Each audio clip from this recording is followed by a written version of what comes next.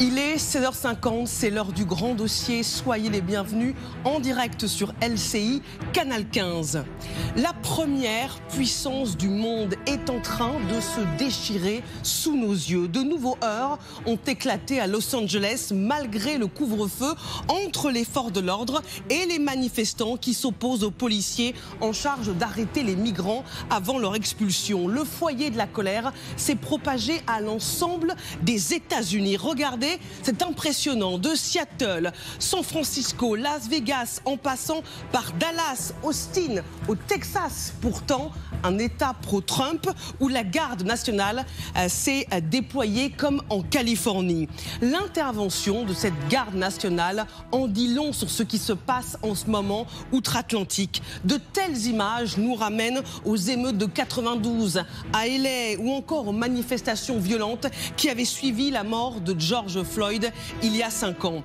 Donald Trump ne recule devant rien pour mater les contestataires. 700 marines, ce corps d'élite de l'armée, vont être déployés à Los Angeles dans les prochaines heures. Jusqu'où le président américain est prêt à aller pour mater ce qu'il appelle la loi de la rue. Gavin Newsom, le gouverneur démocrate de Californie, devenu son adversaire numéro 1, avertit: la démocratie est attaquée sous nos yeux. Émeute, l'Amérique au bord de la guerre civile. C'est la question du grand dossier ce soir. Partons tout de suite aux États-Unis. Retrouvez notre correspondant Thierry Coiffier en direct de New York. Bonsoir Thierry, ravi de vous retrouver. On voit bien que les manifestations s'étendent même à la capitale économique de l'Amérique. Tout à fait, Marie-Aline, et c'est allé crescendo depuis samedi. Ça a commencé par quelques dizaines de manifestants en solidarité avec Los Angeles. Et puis hier soir, ils étaient plusieurs centaines, ici même, là où je me trouve, devant ce bâtiment un peu austère. C'est le siège de l'administration fédérale ici aux États-Unis. Et notamment, à l'intérieur, il y a les bureaux de ce fameux service ICE, Immigration Custom Enforcement. C'est la police de l'immigration, si vous voulez. Ils sont juste ici et les manifestants se réunissent désormais tous les soirs devant ce bâtiment. Alors ça a encore dégénéré hier soir. Il y a eu des jets de bouteilles, des jets de poubelles, des cônes de signalisation. C'est un peu moins violent et un peu moins d'arrestations que mardi soir. Il y avait eu 86 arrestations, seulement 2 hier. Mais ce sont quand même des mouvements d'ampleur et je vous le disais qui vont crescendo. Alors le maire de la ville, démocrate, Eric Adams, fait tout pour dire que la situation est sous contrôle, que la police de New York maîtrise la situation. Pourquoi fait-il cela? Il cherche à éviter à tout prix que Donald Trump décide de faire intervenir, comme à Los Angeles, la garde nationale. Ça avait mis du feu aux poudres, donc il essaye de rassurer tant qu'il peut. En tout cas, ce n'est pas prêt de faiblir ici à New York parce que samedi, comme dans tout le pays, il y aura de nouvelles manifestations. Ce fameux mouvement No Kings à Bryant Park, au cœur de Manhattan. Il devrait y avoir beaucoup de monde. Encore ce soir, ici, dans le sud de Manhattan, ce quartier des administrations, il y aura encore des rassemblements, des manifestations. Je suivrai tout ça, Marie-Aline, pour LCI, et je vous en rendrai compte. Merci beaucoup Thierry Coiffier, notre correspondant en direct de New York. Et nous suivrons évidemment samedi cette parade qui risque d'être menacée par les manifestants. Allons plus loin dans le grand dossier ce soir avec le colonel Goya. Bonsoir. Bonsoir consultant militaire pour LCI. Margot Haddad, bonsoir. Bonsoir, éditorialiste internationale et présentatrice évidemment sur LCI. Samantha de Bendern, bonsoir. Vous êtes chercheuse à la Royal Institute of International Affairs et ex-officier politique de l'OTAN. Et André Caspi, bonsoir. Vous êtes un très grand historien spécialiste des États-Unis, auteur de Mes chroniques américaines. C'est votre dernier ouvrage aux éditions de l'Observatoire.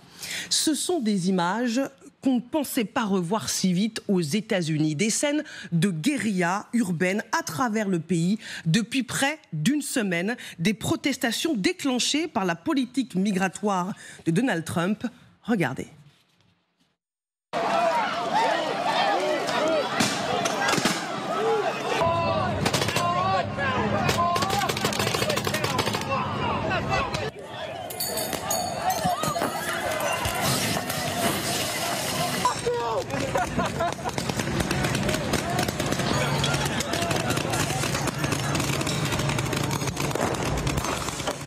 Dernière ville en date à avoir décrété un couvre-feu, Spokane, dans l'État de Washington.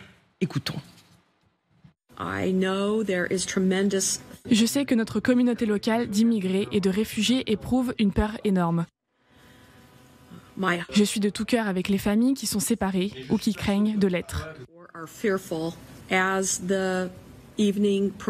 Mais au fur et à mesure que la soirée avançait, que la foule grossissait, qu'elle résistait à plusieurs heures de dispersion, j'ai dû décréter le couvre-feu. Ça fait à peine 5 mois que Donald Trump est de retour à la Maison-Blanche et on en est déjà là, André Caspi. Alors, ce qu'il faut tout d'abord remarquer, c'est que le problème de l'immigration n'est pas limité à Los Angeles, mais comme on le voit, il est valable et il s'étend à tout le pays. Pour une bonne raison, c'est que il y a au total environ 340 millions d'Américains. Sur ces 340 millions d'Américains, il y a 50 millions d'immigrants, mais sur ces 50 millions d'immigrants, il y a 16 millions d'illégaux. Et Donald Trump a fait toute sa campagne, entre autres, sur la résistance à l'immigration illégale par tous les moyens, bien sûr, et il le démontre. Il l'a démontré à Los Angeles, et évidemment, à partir de là, le pays s'enflamme, d'autant plus que c'est une manière pour les démocrates de reprendre vigueur, de montrer en somme qu'ils sont encore là, parce qu'on croyait qu'ils avaient disparu. Oui. Et en somme, cela veut dire que désormais, il y a bien d'un côté Donald Trump et de l'autre côté ses adversaires. J'ajouterai un point, et puis après je cède la parole à mes collègues, c'est que Donald Trump, en 2017, a été invité à Paris par Emmanuel Macron pour voir le grand défilé du 14 juillet. Oui. Et il a été très impressionné par tout cela. Et il s'est dit, il faut que je fasse pareil. Alors, il n'a pas eu le temps de faire pareil jusqu'en 2021, mais cette fois-ci, il va le faire. Donc ça veut dire que c'est à la fois un problème qui porte sur l'immigration illégale et sur l'extension que les Américains condamnent du pouvoir fédéral. Samantha. Oui, alors il n'y a aucun doute qu'il y a de grands soucis aux États-Unis, mais moi j'ai quand même un petit peu un problème avec ce mot de guerre civile. Le mot guerre civile, c'est un mot très lourd de conséquences, et qui fait monter la sauce que Trump lui-même a envie de faire monter, parce qu'il y a quand même une rhétorique qui sort de l'administration de Trump qui est extrêmement violente. Mais là, une guerre civile, ça présume quoi? Ça présume deux armées qui vont s'opposer, ça présume une distinction très claire, même du point de vue géographique à l'intérieur du pays. Aujourd'hui, aux États-Unis, il y a des émeutes dans les villes, mais les armes et la nourriture sont aux mains des campagnes, sont aux mains plutôt du cœur des MAGA. Moi je vois plutôt oui, alors il y a des insurrections, de l'instabilité, une tentative très claire de la part de Donald Trump de militariser son règne, parce qu'on peut parler de règne, mais je crois qu'il y a aussi une forme de responsabilité de notre part en termes de commentateurs, c'est de ne pas rajouter trop de mots très très lourds à ce qui se passe. On pose des questions, Samantha, parce qu'on voit quand même qu'il y a deux Amériques face à face, et ça va très très loin. Je suis d'accord, mais le mot guerre civile, surtout dans un contexte américain où il y a eu une vraie guerre civile il y a 160 ans, enfin qui s'est terminée il y a 160 ans, je comprends qu'on se pose la question, mais je crois que dans l'effort de décrypter ce qui est en train de se passer, ce qui pourrait se passer, il faut que nous, au moins, on essaie de rester le plus sobre et froid possible face à ces passions débordantes des deux côtés, et surtout de ceux qui s'insurgent contre cette violation de droits de l'homme, et certains mettraient l'argument de violation de normes démocratiques dans la répression de l'immigration. Parole au militaire. Colonel Goya. Le militaire vous dira qu'une guerre, c'est un affrontement violent entre deux entités politiques qui veulent imposer leur volonté l'une à l'autre. Là, il n'y a pas deux entités politiques qui usent de la violence pour imposer leur volonté. On est dans une situation de crise intérieure qui a des aspects extrêmement violents, incontestablement, et dans laquelle Donald Trump veut effectivement introduire un élément qui ne doit pas normalement être introduit dans une crise intérieure, c'est la militarisation. c'est l'emploi de l'armée. Et il faut quand même se rappeler que c'était en 2018-2019, il avait déjà envisagé, à l'époque où il y avait déjà des manifestations, c'est l'époque du mouvement Black Lives Matter, etc. Et il avait déjà commencé à évoquer l'idée de faire appel à la loi sur l'insurrection de 1807 pour engager l'armée. Et à cette époque, c'était l'armée, par son chef militaire, le chef d'état-major des armées, pour faire simple, le général Marc Millet, qui s'était opposé fermement en disant non, ce n'est pas le boulot de l'armée d'agir, notamment de l'armée fédérale, d'agir pour faire du maintien de l'ordre, tout simplement.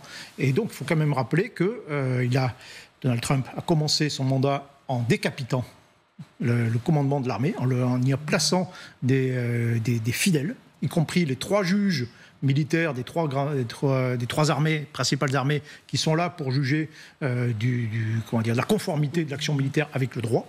Donc ça, ils ont été virés, et qu'il vient de faire aussi un discours devant des militaires, des parachutistes à Fort Bragg, où il parle nommément d'une invasion extérieure. C'est-à-dire, il parle d'un ennemi, clairement d'un ennemi extérieur. Autant le Trump explique qu'à l'étranger, il ne faut pas se mêler des affaires du monde, il faut au contraire se retirer, il se présente comme pacifiste, autant son discours intérieur est d'une grande violence et avec l'usage éventuel de l'armée. Écoutons ce que dit justement la porte-parole de la Maison-Blanche face à ces émeutes. Le président Trump ne permettra jamais que la loi de la rue règne en Amérique. Le devoir le plus basique de l'État est de préserver l'État de droit. Et ce gouvernement embrasse cette responsabilité sacrée. Trump est prêt au bras de fer avec son propre peuple. C'est là où il y a une véritable dichotomie entre la vision française de l'utilisation de l'armée dans les affaires intérieures et la vision américaine. Les Américains ont ce qu'on appelle the Insurrection Act, qui date de 1816, qui permet notamment d'utiliser l'armée dans ce contexte-là. Les Américains sont beaucoup plus prêts à utiliser l'armée pour défendre des institutions ou des infrastructures, parce que ça, c'est dans le langage de Trump, c'est-à-dire défendre ICE, pour justement les protéger. C'est ça le discours de Donald Trump à l'heure actuelle. Et d'utiliser l'armée pour pas qu'il y ait de débordement. Après, on n'est pas dans une guerre civile, et je suis totalement d'accord avec ce qu'a dit Samantha et ce qu'a dit André Caspi. Après, il ne faut pas minimiser la situation. Il peut y avoir forcément des débordements. On l'a vu avec l'affaire George Floyd, on l'a vu avec Michael Brown à Ferguson également, où il y a une possibilité qu'il y ait des débordements avec des militants, des personnes qui feraient partie des manifestations, qu'elles deviennent violentes et qu'il y ait des images qui choquent l'Amérique. Parce que réellement, avec ce qu'il s'est passé dans les années 1992, c'est ça. Ce sont des images qui ont été sur tous les écrans de télévision, qui ont choqué l'Amérique et qui peuvent créer encore plus de divisions. On sait qu'il y a une véritable dichotomie dans la politique américaine. André Caspi a raison, on pensait que les démocrates étaient morts. Il y a un nouveau souffle avec Gavin Newsom qui, je le rappelle tout de même, avait ouvert la porte aux Trumpistes, notamment dans son podcast, en invitant des personnalités politiques proches de Trump. Donc il ne fait pas partie non plus des plus progressistes du camp démocrate. Oui, ça fait polémique. Qui arrive avec cet élément, et cet élément qui est très juste à l'heure actuelle, c'est-à-dire la démocratie est en danger, et on l'a vu puisqu'il y a des décrets exécutifs de Donald Trump qui ont été retoqués, et notamment par la Cour suprême, et ça il ne faut pas l'oublier, avec Amy Coney Barrett, qui est quand même tout de même une des juges qui a été nommée par Donald Trump et qui tient tête à l'heure actuelle et qui ne fait plus partie de ce camp ultra-conservateur de la Cour suprême. Très intéressant ce point. On va y revenir. On va aller aussi plus loin. Carte et image à l'appui avec vous, colonel Bouya, pour comprendre comment nous en sommes arrivés là. Alors, les manifestations, elles ont démarré vendredi dernier et elles ont commencé ici, à Los Angeles. Pourquoi ? Eh bien, pour contester la politique migratoire de Donald Trump, les arrestations de migrants sans papier menées par ces agents fédéraux de la police de l'immigration. La deuxième ville la plus peuplée de l'Amérique devient alors le théâtre de violence. Regardez ces images. Ça a commencé avec des forces de l'ordre qui sont venus faire face aux manifestants. Et la colère, elle va s'étendre sur l'ensemble du territoire en un week-end seulement. Regardez ce qui se passe déjà dès lundi. C'est toutes les villes à travers les États-Unis qui vont s'embraser en rouge. De Seattle, en passant par San Francisco, Los Angeles, Las Vegas, Dallas, Austin. Donc on est dans des territoires qui sont pro-Trump ici. Minneapolis, Détroit, Boston ou encore Philadelphie. Mardi, évidemment, cette colère, elle va encore s'étendre à d'autres grandes villes. On voit apparaître Chicago, on voit apparaître Détroit et surtout New York, où nous étions il y a encore quelques minutes avec notre correspondant Thierry Coiffier. C'est là que Trump, contre l'avis du gouverneur de Californie, décide d'envoyer la garde nationale. Donc on les a représentés aussi avec cet autre vert. Là, c'est Trump qui impose la garde nationale. Et là, au Texas, c'est le gouverneur qui va demander l'intervention de la garde nationale. Mais c'est ici qu'elle fait le plus polémique. Colonel Goya, qu'est-ce que ça veut dire? Quel est le sens de l'intervention de cette garde nationale? D'accord. Alors d'abord, il faut faire un petit point d'histoire très rapide. Allez-y. La garde nationale, en fait, c'est l'ADN des États-Unis. C'est-à-dire que au départ, ce sont les milices des différents États originels. Ce sont des milices d'autodéfense avec des citoyens volontaires, des Minutemen qui ont leurs fusils, on appelle les hommes minutes, des bons pères de famille qui ont leurs fusils à la maison et qui, en cas de problème, viennent défendre leur famille, leur État, etc., etc. Donc ça, c'est les milices. C'est prévu dans la Constitution, dans un amendement de la Constitution, les milices d'État. En revanche, dans la Constitution américaine des pères fondateurs, dit qu'il n'y aura pas d'armée. Il n'y aura pas d'armée. Il y aura une marine, mais pas d'armée. Pourquoi il n'y aura pas d'armée? Parce que ça peut être l'instrument de l'oppression. Et donc, s'il faut faire une guerre, eh bien, on réunit les milices des différents États, on fait appel à des volontaires et on fait la guerre. Et on crée une armée qu'on dissout à la fin de la guerre. Et tout ça jusqu'à, en réalité, les années 50, où là, vous aurez une armée fédérale, après la guerre de Corée, puissante, importante. Mais on va conserver ce système de milices qui va être rebaptisé garde nationale, oui, qui vont avoir en fait double vocation. Une vocation, c'est l'armée des États, c'est toujours la milice des États, pour les problèmes intérieurs, faire face à des menaces, des catastrophes naturelles, ou pour faire du maintien de l'ordre. Sous ordre on les voit là, habillés en treillis et armés là, c'est la garde nationale. Ou alors, deuxième mission, elles servent de réserve à l'US Army, l'armée de terre, ou même maintenant à l'US Air Force. C'est-à-dire que vous avez des bataillons de garde nationale, enfin vous avez des unités de garde nationale avec des avions, des unités de combat, les gardes nationales ont des chars, enfin sont organisées de la même façon que les unités d'actives régulières de l'armée fédérale, de l'Army et de l'US Air Force, et elles peuvent, en cas de guerre, tout simplement, venir renforcer sur ordre pour le coup du gouvernement, veut dire renforcer pour des missions extérieures. En Irak, en Afghanistan, vous aviez 40% de gardes nationaux et de réservistes. Donc je rappelle, ces gardes nationaux, ce sont des réservistes. C'est des gens, c'est des volontaires qui viennent, qui s'entraînent plusieurs week-ends, ou un week-end, je crois, par mois, quelques semaines dans l'année, souvent d'anciens militaires en réalité, et qui sont là, qui offrent leur service à l'État. C'est vrai que vu de France, ça peut surprendre, parce que dès qu'il y a des manifestations ici, on envoie d'abord les policiers. Quel est l'intérêt militaire de demander à cette garde nationale d'intervenir ? À la garde nationale, à la limite, elle peut avoir été formée pour ça. Système de formation, alors c'est pas leur métier, premier métier, mais ils n'ont pas, comme on a chez nous, des gendarmes mobiles qui ont été créés aussi au passage après la Première Guerre mondiale pour éviter d'envoyer l'armée faire du maintien de l'ordre, ou les CRS, les compagnies républicaines de sécurité. Non, là, on fait plutôt appel. Alors, il y a les services de police qui sont très différents les États, mais aussi, on peut faire appel à la garde nationale pour, effectivement, faire du maintien de l'ordre. En revanche, ce n'est pas du tout la mission de l'armée fédérale. Et donc, quand on envisage d'engager un bataillon de Marines, les Marines, donc c'est une armée à part, sont en Californie et en Virginie essentiellement. Envoyer un bataillon de marines, ça c'est envoyer l'armée fédérale. Oui, c'est le corps d'élite de l'armée dite d'active. Oui, comme toutes les troupes de marine, dont je fais partie, mon camarade Pierre Dejon. Non, mais c'est surtout, c'est pas leur job. Ils sont là pour aller faire la guerre, notamment à l'extérieur. Surtout pas pour faire le maintien de l'ordre. Ils ne savent pas faire.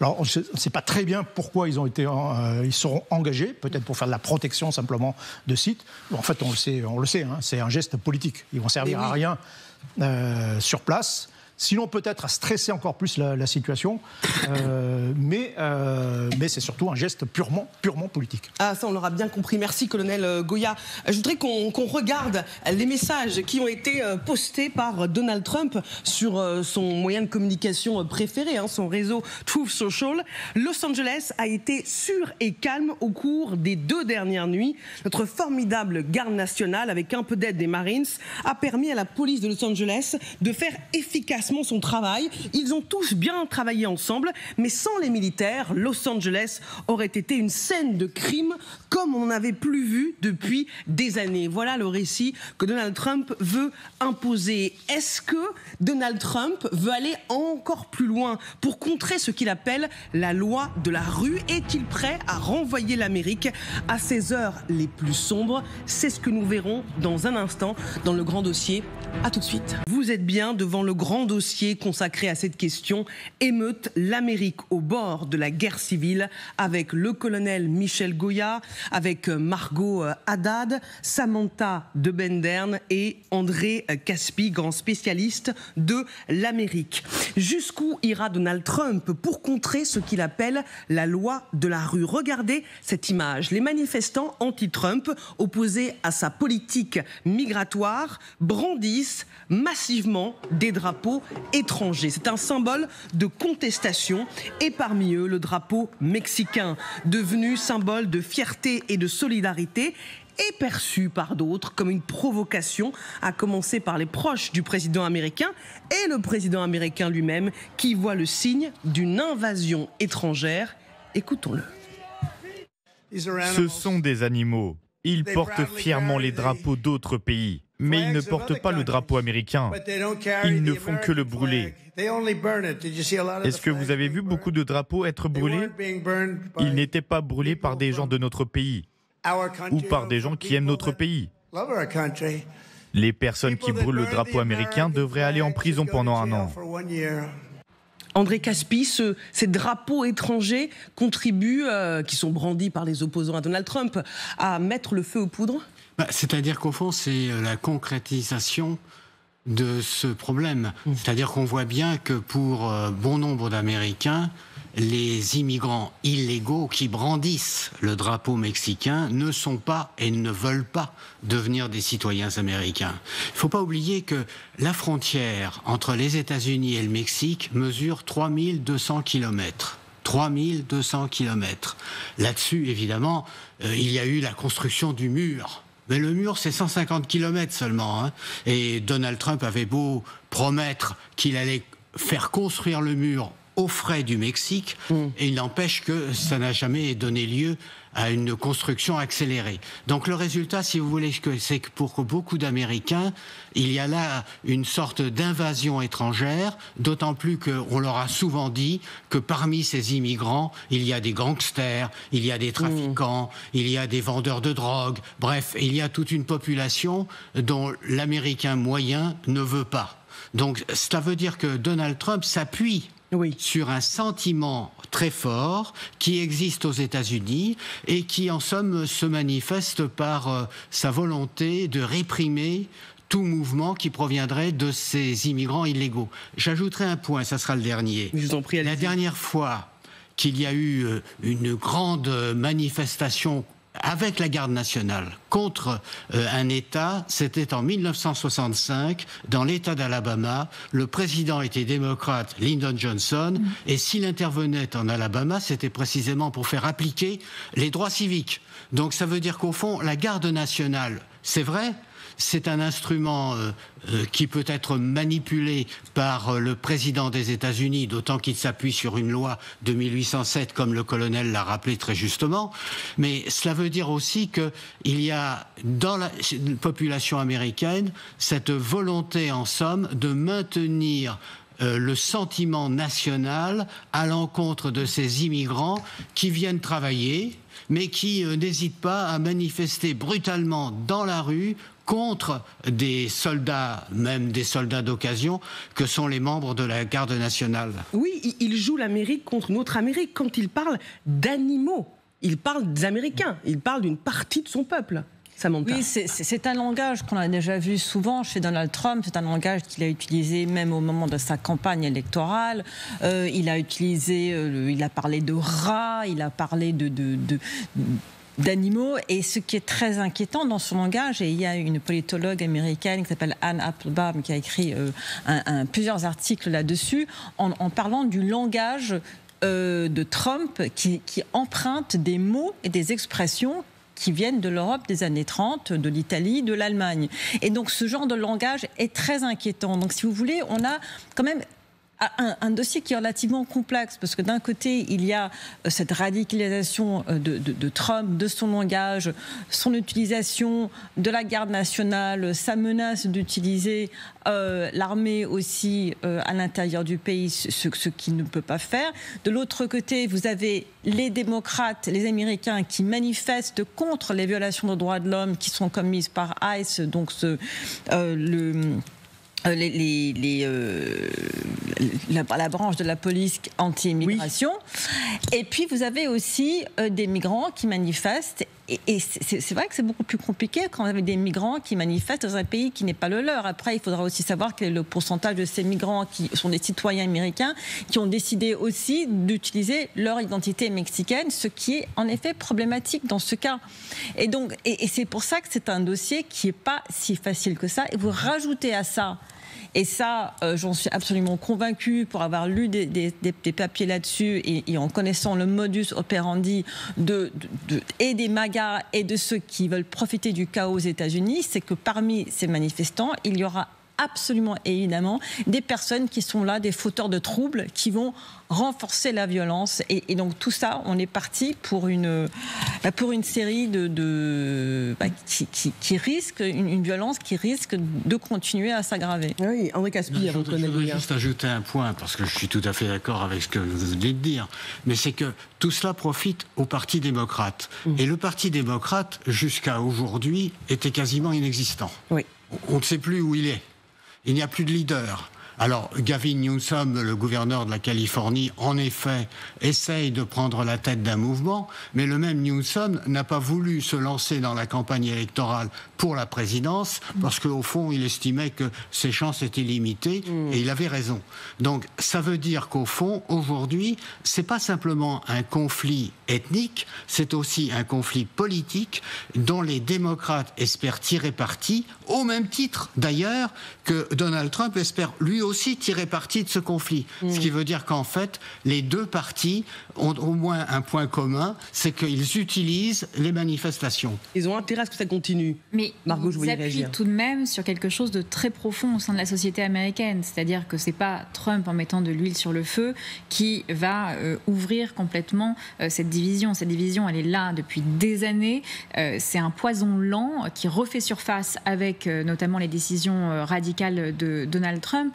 Mais Donald Trump a compris également quelque chose, c'est-à-dire qu'on le retrouve dans son discours, les manifestations, c'est toujours pour des pays étrangers, c'est pour des puissances étrangères. Ce qu'on a vu sur les campus américains, notamment dans les universités d'élite, ce qu'on appelle les Ivy League, c'était pour Gaza, pour la Palestine. Ce qu'on voit dans les rues actuellement, ce sont pour les immigrés mexicains, pour d'autres pays. Et il appuie là-dessus pour dire, vous voyez, ces personnes qui sont dans la rue, elles ne soulèvent pas le drapeau américain, elles ne sont pas là pour défendre l'Amérique, mais pour défendre d'autres pays. Et ça fait partie de son discours depuis déjà sa campagne, depuis même son premier mandat, en disant très clairement, eh bien, les fauteurs de troubles, ce sont ceux des pays étrangers. On a vu, notamment avec les étudiants étrangers sur les campus américains qui ont manifesté pour Gaza, certains d'entre eux ont été expulsés. On le voit également avec Harvard, qui dit c'est un combat contre le wokisme, parce que c'est ça aussi qu'il y a en dessous de tout ce discours de Donald Trump, c'est-à-dire tout ça fait partie de mon combat contre le wokisme,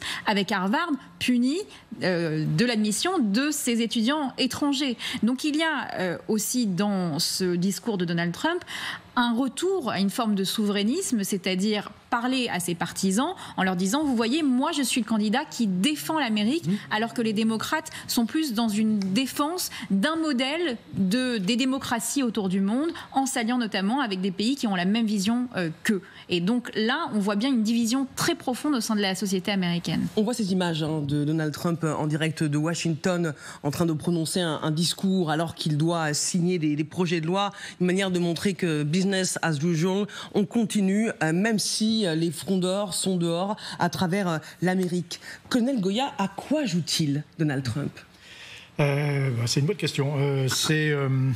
Comment dire, moi, le discours précédent là, que l'on voyait se faisait à Fort Bragg, on l'a déjà évoqué, il se fait devant des militaires.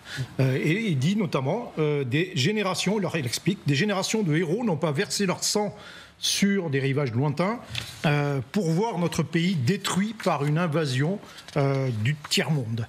Et il parle à des militaires, et donc il décrit ces gens-là comme des ennemis. Au passage, on y revient, ce sont les seuls... le discours le plus violent qu'il a sur le monde entier, c'est sur les migrants sur le sol américain. Il ne parle pas des Chinois comme ça, il ne parle pas encore moins de la Russie évidemment comme ça. Non, il n'y a que l'ennemi, en fait les seules catégories qu'il décrit comme ennemis, ce sont ces gens-là. Ça, c'est le premier point. Le deuxième point, c'est l'usage de la force armée, à usage politique interne. Comment dire, c'est facile en fait d'utiliser, enfin surtout en France d'ailleurs, mais c'est facile d'utiliser l'armée, ça fait chef d'État, c'est très impressionnant, c'est très spectaculaire. En 1986, il y a eu des attentats d'origine iranienne à Paris. Premier ministre de l'époque, Jacques Chirac, qui avait des ambitions présidentielles, qu'est-ce qu'il fait ? Il envoie l'armée aux frontières. Donc moi, je me suis retrouvé, c'était une des premières missions, avec des douaniers, des policiers, devant la frontière luxembourgeoise, à barrer de mon corps le territoire des terroristes luxembourgeois.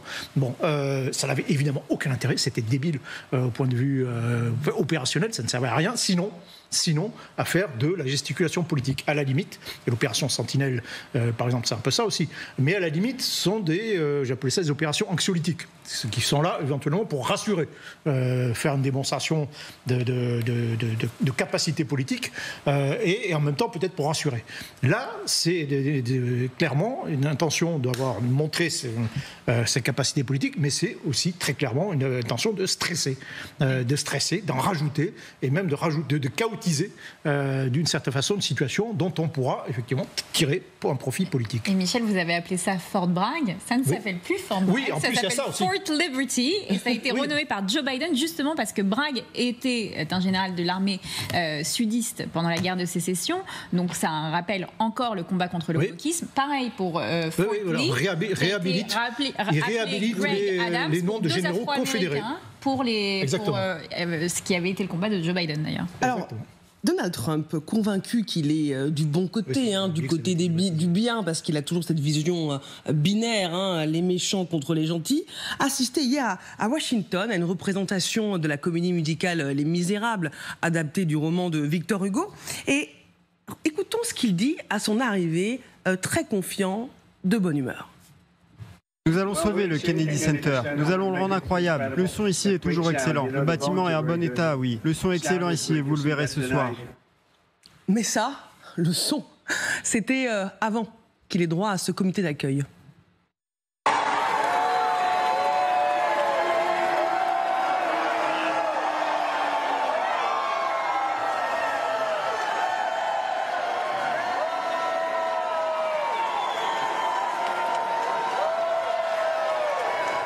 Bon, il y a eu des applaudissements qu'on entend, mais surtout des huées.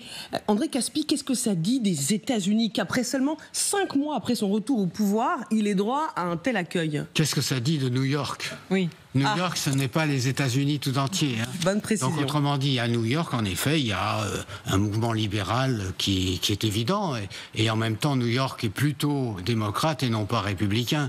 Et j'ajouterais que le Kennedy Center en veut certainement beaucoup à Trump, parce que Trump veut réduire les crédits du Kennedy Center et considère que c'est une forteresse démocrate. Donc, ça n'est pas surprenant. Mais je crois que ce qu'il faut bien souligner, c'est qu'il y a là la volonté de la part de Trump. Alors c'est à Washington, je vous ai dit New York, mais c'est pareil, Washington, oui, c'est pas une ville qui aime Donald Trump. Non, mais d'un autre côté, il ne faut pas oublier que, encore une fois, je l'ai dit, alors je le redis, les démocrates étaient jusqu'à maintenant inexistants. C'est-à-dire qu'au fond, on ne les voyait pas, on ne les entendait pas, on ne savait pas qu'il y avait un parti démocrate. Maintenant, ils ont la possibilité, en somme, de reprendre du poil de la bête, grâce à Trump. Autrement dit, Trump sauve le parti démocrate. Alors, mobiliser l'armée, c'est une décision extrêmement forte. C'est pour ça qu'on en parle ce soir, et extrêmement rare dans l'histoire des États-Unis. Jade Partouche, bonsoir, vous nous avez rejoint. L'intervention de la garde nationale, elle a marqué des heures sombres, si ce n'est très compliquées, de l'Amérique en train de se déchirer. Oui, vous le disiez, c'est la rareté qui rend cette décision de Donald Trump extrêmement forte. Envoyer l'armée pour maintenir l'ordre, ça n'a été fait qu'une trentaine de fois en 230 ans, donc date à laquelle est né ce Insurrection Act 1807 qui octroie justement ce droit au président. Mais alors envoyer l'armée sans l'accord du gouverneur concerné, eh bien ça n'a quasiment jamais été fait. La dernière fois, c'était il y a 60 ans, Alabama 1965, décision du président Johnson qui, pour contenir un mouvement de défense des droits civiques, décide effectivement d'envoyer l'armée. Depuis, jamais le président n'a pris cette liberté sans l'aval du gouverneur de l'État concerné. Et s'il y a bien une chose qui a causé du tort à Donald Trump sur la fin de son mandat, eh bien ce sont les émeutes de 2020 suite à la mort de George Floyd. On est en mai 2020 dans le Minnesota, à Minneapolis précisément. Cet Afro-Américain, on s'en souvient tous, meurt lors d'un contrôle de police. Très vite, la ville s'embrase, sauf que Donald Trump n'intervient absolument pas. C'est Tim Walz, le gouverneur du Minnesota, qui prend à ce moment-là les émeutes en main. Sauf que tout lui échappe. De Minneapolis, les émeutes se répandent comme une tache d'huile. Walz décide lui-même d'envoyer la garde nationale du Minnesota après des demandes assez insistantes de maires de différentes villes. Une décision qui s'est prise à ce moment-là sans Donald Trump. D'ailleurs, il n'y a pas si longtemps, en pleine campagne, le président a publié cette image avec cette légende. Tim Walz a laissé le Minnesota brûler. Un retard à l'allumage que Donald Trump va payer très cher dans les sondages. Celui-ci, publié le 10 juin 2020, donc 3 semaines après la mort de George Floyd, révèle une perte de 10 points dans sa cote de popularité, 39% contre 49% un mois avant. Les Américains sont même près de 60% selon CNN à désapprouver totalement la gestion du pays par Donald Trump à ce moment-là. Il a souhaité pendant cette campagne de 2020, rappelez-vous, incarner l'homme de l'ordre. Eh bien, il a clairement échoué et ça s'est vu dans les urnes puisque jamais il n'aura réussi à rattraper son retard face à Joe Biden. Cette fois, il n'a pas hésité à envoyer l'armée à Los Angeles. Les émeutes ont débuté le 6 juin. Le 7 juin, la décision a été prise. Le 9, les Marines se sont arrivés. Il a justifié cette décision justement par la nécessité de tuer dans l'œuf tout embrasement. Merci Jade. On a revu des images que vous êtes allés rechercher qui sont très très dures. Hein. Il peut nous ramener dans ces moments les plus sombres de l'Amérique, Samantha ? Il peut peut-être nous amener dans les moments les plus sombres que l'Amérique aurait peut-être connus depuis la guerre civile. En 2020, lorsqu'il y avait les émeutes de Black Lives Matter, il paraît que Donald Trump a demandé à Mark Milley, qui à l'époque était chef d'état-major, a dit mais si on fait venir les troupes, est-ce qu'on ne peut pas juste leur tirer dans les jambes avec des balles, des munitions, des vraies munitions. Et ça n'a pas été fait. Et d'après certains des conseillers de Trump à l'époque, Trump regrette de n'avoir pas invoqué l'Insurrection Act en 2020, mais aujourd'hui il ne l'a toujours pas invoqué, l'Insurrection Act. Quand il l'évoquera, s'il l'évoque, il pourra aller beaucoup plus fort. Et là, il a évoqué le Code des États-Unis. Le Code des États-Unis, c'est un article du Code des États-Unis. Oui, mais il a invoqué un code de la Constitution qui lui permet d'envoyer ces gardes nationales à Los Angeles, mais sans l'Insurrection Act, qui là lui permettrait d'aller encore beaucoup plus fort. Et donc c'est la grande question qui se pose maintenant, c'est qu'est-ce qui va se passer s'il invoque la Insurrection Act. Mais aussi en 1970, je faisais des recherches avant de venir sur le plateau, sous Nixon. Là, je parle sous votre contrôle, Monsieur Caspi, mais il y a aussi eu utilisation de la garde nationale contre des manifestants contre la guerre du Vietnam dans le Ohio. Et il y a eu 4 morts. 4 étudiants ont été donc blessés par balle et sont décédés. Donc, c'est dramatique. Mais le problème avec Trump, c'est qu'on sent que lui-même, c'est quelqu'un qui a envie d'aller vers cette militarisation et de son pouvoir et de ce qui se passe en ce moment. À tel point que pour ses adversaires, Trump est même devenu une menace. C'est le mot employé par le gouverneur de Californie, un gouverneur démocrate, devenu le rival numéro 1 du président américain, Gavin Newsom. Si certains d'entre nous peuvent être interpellés en pleine rue sans mandat d'arrêt, uniquement sur la base de soupçons ou de la couleur de peau, alors aucun de nous n'est en sécurité. Les régimes autoritaires commencent par cibler les personnes les moins à même de se défendre, mais ils ne s'arrêtent pas là. La Californie est peut-être la première, mais cela ne s'arrêtera clairement pas ici. D'autres États seront les prochains. La démocratie est la prochaine. La démocratie est attaquée sous nos yeux. André Caspy, est-ce que la démocratie américaine est en péril? Écoutez, je vais vous faire une révélation. Les États-Unis, c'est grand. C'est-à-dire qu'au fond, entre la Californie et le New York, il y a 5000 kilomètres. Et la Californie n'est pas spécialement populaire dans le reste des États des États-Unis. À New York, peut-être d'ailleurs. À New York, y a-t-il des liens avec la Californie? Parce que ce sont deux États qui ont une tradition libérale.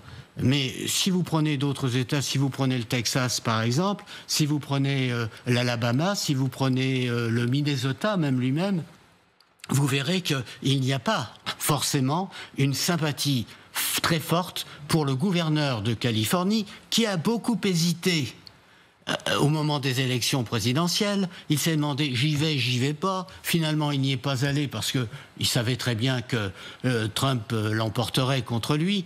Et puis il ne pouvait pas prendre la place de Biden. Mais ça voulait dire en somme qu'il ne faut pas juger des États-Unis uniquement en fonction de la Californie. Et même d'ailleurs, il ne faut pas la juger non plus uniquement en fonction des manifestations qui peuvent exister ici et là. Ce qui compte avant tout, c'est au fond qu'aujourd'hui, je crois que Donald Trump bénéficie d'un consensus relativement large. Alors, je ne sais pas s'il atteindra les 50% qu'il avait atteint au moment des élections présidentielles, mais certainement que son attitude pure et dure contre les immigrants illégaux le favorisera beaucoup plus qu'elle ne le défavorisera. Alors, vous m'offrez une parfaite transition qu'on va voir avec vous, colonel Goya, et avec Margot, car c'est dans ce contexte que le Washington Post a révélé le plan choc de Trump pour expulser des détenus étrangers, envoyer 9000 migrants à Guantanamo, cette prison que Barack Obama était censé fermer et qui est toujours là. Il y a 15 détenus aujourd'hui, et parmi eux, 800 détenus européens, dont des Français. La Maison-Blanche a démenti, mais l'idée a quand même peut-être été évoquée. C'est encore le positionnement dur du Trumpisme. Oui, alors je rappelle que Guantanamo, c'est une base américaine à Cuba, qui est une base extérieure, une base des Marines d'ailleurs, et qui donc est sous un droit très particulier, enfin dans une zone grise en termes de droit, on va dire ça comme ça. Mais entre ça, envoyer des prisonniers à Guantanamo ou au Salvador chez le président Bukele, c'est pas très différent en fait. Il y a cette idée d'exporter, de se débarrasser ou d'éloigner des gens dont on ne sait pas, en réalité, on ne sait pas très bien comment les gérer, comment la justice peut les gérer. Donc d'éloigner des gêneurs, d'éloigner massivement des gens qui gênent. Mais ils gênent pourquoi ? Non, mais ils peuvent gêner aussi pour de bonnes raisons, d'ailleurs. Non, mais tout à fait. C'est ça le problème. Oui, non, bien sûr. Margot ? Ça fait partie de ces décrets de Donald Trump qui peuvent être potentiellement retoqués. On l'a vu en fonction des États également. Il ne faut pas oublier, et je reprends les mots d'André Caspy, les États-Unis, c'est grand. Et il y a une juridiction État par État. Et il y a au sein des États des juges qui essaient d'organiser une certaine fronde à l'encontre de Donald Trump et de ses décisions pour qu'il n'y arrive pas. Et tout cela peut bien évidemment arriver jusqu'à la Cour suprême. Et on entend beaucoup en France que la Cour suprême était pro-Trump et qu'il y avait une majorité de conservateurs. Il y a des conservateurs, mais il y a des conservateurs qui ont été nommés par George W. Bush et George père Bush, et ce n'est pas le même parti républicain. Et ils n'ont pas la même vision que Donald Trump du parti républicain et de sa politique conservatrice. Donc ça reste un contre-pouvoir extrêmement intéressant et important. Je me rappelle du grand discours de Donald Trump au Congrès, et je rappelle cette juge qui s'appelle Amy Coney Barrett, qui était considérée comme vraiment ultra-conservatrice. Elle a refusé de serrer la main du président. Ça montre aussi des dissensions au sein même de la Cour suprême, et ça montre qu'il y a encore des juridictions qui peuvent exercer un contre-pouvoir face aux décisions de Donald Trump. Y a-t-il un risque de dérive totale, dictatoriale? Trump se sert de l'armée pour asseoir son pouvoir avec son grand show samedi soir, qui est menacé par les manifestants. Regardez ces images de Washington qui est déjà en train de se barricader en prévision de ces protestations. Restez avec nous dans le grand dossier. Vous êtes bien devant le grand dossier intitulé ce soir « Émeute, l'Amérique est-elle au bord de la guerre civile ?» Trump se sert de l'armée aussi pour asseoir son pouvoir avec son grand show samedi soir qui est menacé par les manifestants. Le président américain promet du grand spectacle. Samedi sera un grand jour à Washington. Vous savez, beaucoup de gens disent que nous ne devrions pas faire ça. Moi, je dis que si. Nous voulons crâner un peu. Nous rendons hommage à 250 ans de bravoure, de gloire et de triomphe de la plus grande force de combat qui ait jamais foulé le sol de la terre, l'armée des États-Unis. Alors lui, évidemment, veut faire évidemment de cette parade un show à sa gloire, à la gloire de l'Amérique qui a retrouvé sa grandeur. Mais on peut peut-être revoir ces images de Washington qui est quand même en train de se barricader par crainte de débordement, car il y a déjà des manifestations qui sont prévues en marge du défilé. Un No King's Day, c'est le mot d'ordre pour rassembler les anti-Trump. On peut regarder la carte des millions de personnes comptent battre le pavé samedi à travers le pays pour protester contre la politique migratoire de Donald Trump. Est-ce qu'il y aura des risques d'affrontement? Regardez en bleu, en noir là, de toutes les villes, et notamment en rouge. Alors, en rouge, je sais plus, c'est les plus grandes villes en rouge, mais là c'est toutes les villes où il y aura potentiellement des manifestations samedi. Ça promet. Est-ce qu'il y a un risque que cette colère s'embrase encore plus, Margot?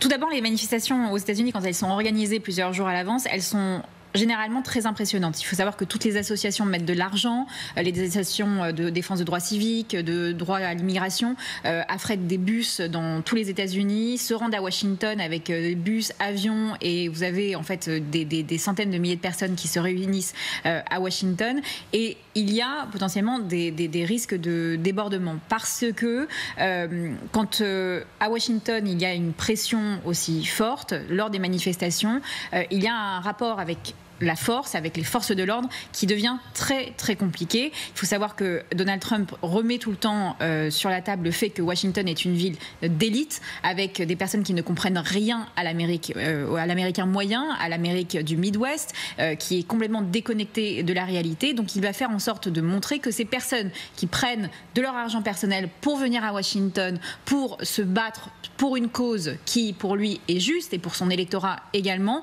c'est un moyen aussi de mettre de la pression sur cela. En plus de cela, il s'avère que cette parade, c'est tout de même son anniversaire. Oui.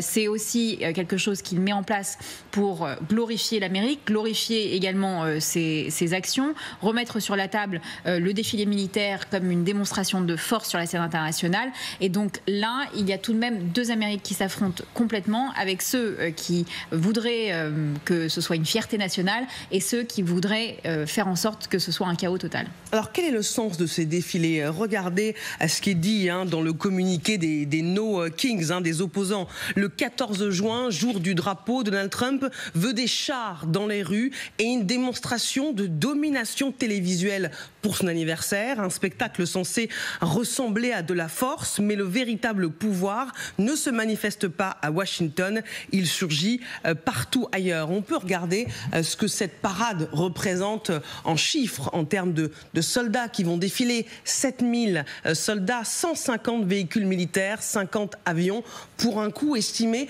de 25 à 45 millions de dollars. Un coût qui est estimé beaucoup trop important pour beaucoup d'Américains. André Caspi. Oui, et puis c'est la grande ambition de Donald Trump. C'est une ambition d'autant plus forte que, sauf erreur, Donald Trump n'a jamais revêtu l'uniforme. C'est-à-dire qu'au fond, il n'a pas fait de service militaire. Il a été envoyé à l'école militaire par son père. Oui, mais d'accord, mais ça c'est limité là. Hein. Voilà. Autrement dit, il a une Colonel Goya confirme, il n'a pas fait son service militaire. Il ne connaît rien. Et comme je l'ai rappelé tout à l'heure, il a une fascination également pour les défilés de l'armée française. Non pas simplement pour l'armée française, mais pour les défilés de l'armée française, ce qui est un peu différent. Donc ça veut dire qu'au fond, c'est une démonstration de force. Il veut montrer que les États-Unis disposent précisément de cette force grâce à laquelle ils peuvent dominer le monde. Ça ne veut pas dire que Donald Trump souhaite faire la guerre, car tout le monde sait qu'aujourd'hui, Donald Trump ne souhaite pas les conflits armés. Mais ça veut dire qu'il veut démontrer la force des États-Unis et il est prêt pour cela à dépenser l'argent nécessaire, ce qui évidemment est discutable, mais qui, d'un autre côté, ça correspond, si vous voulez, à l'un de ses caprices, un caprice présidentiel. Il y en a d'autres. Colonel. Oui, alors les ordres de grandeur sont sensiblement les mêmes que ceux pour nous, pour le 14 juillet. 14 juillet. À peu près, qui, semble-t-il, a été son inspiration. Oui. Bon, à cette différence près qu'on a mis en place les cérémonies militaires le 14 juillet, pour la première fois, le 14 juillet 1880. Le but, c'était de montrer la soumission des armées aux politiques. Il n'y avait pas de défilé d'ailleurs, mais il y avait tous les régiments qui étaient là avec leur drapeau et qui baissaient leur drapeau devant l'exécutif politique, et à l'époque devant la République, en disant voilà, l'armée se soumet à la République. D'ailleurs, on continue. Moi, j'ai défilé, j'ai baissé le drapeau devant le président de la République pour montrer voilà, que le patron, c'est le président. Là, c'est pas tout à fait la même chose. C'est peut-être la soumission à Trump, éventuellement. Et puis, on n'a jamais imaginé de faire un défilé militaire le jour de l'anniversaire du président, d'Emmanuel Macron. Ça, c'est le hasard, je crois. C'est qui tombe bien. Ouais. Oui, voilà, qui tombe magnifiquement bien. Oui, parce que c'est les 250 ans de la création de l'armée de terre. C'est comme ça qu'il le joue. Oui, qui est de l'US Army, oui, bien sûr. Mais enfin, je veux dire, il n'y a que dans les régimes totalitaires avec le culte de la personnalité qu'on fait des défilés militaires le jour de l'anniversaire du grand leader, quoi, quand même. Hein. Il y a un petit côté Kim Jong-un, hein. Non, là encore, si c'était quelqu'un d'autre que Donald Trump, on ne sera sans doute même pas en train d'en parler à la télé, que les Américains veulent fêter le 250e anniversaire de la création de l'armée de terre. Et alors, le problème, c'est que c'est Donald Trump, avec tout ce qu'il fait à côté.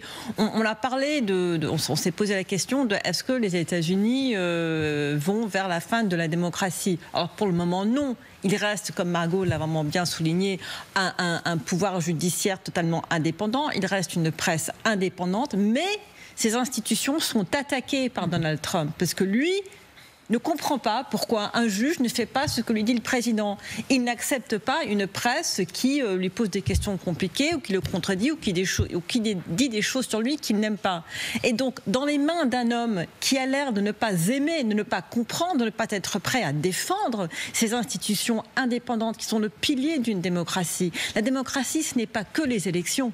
Ce n'est pas qu'un électorat qui soutient quelqu'un. Une démocratie, c'est vraiment cette séparation des pouvoirs. C'est ce quatrième état de fourth state qui est donc la presse indépendante, qui est importante. Donc quand on met tout ça ensemble et on rajoute à ça un défilé militaire qui, comme Michel Goya l'a bien dit, et rappelle plus les parades du 9 mai à Moscou, ou ce que pourrait faire Kim Jong-un, eh bien, l'image n'est pas celle que représentent pour beaucoup de personnes les États-Unis, qui sont cette grande démocratie prête à défendre la démocratie dans le monde.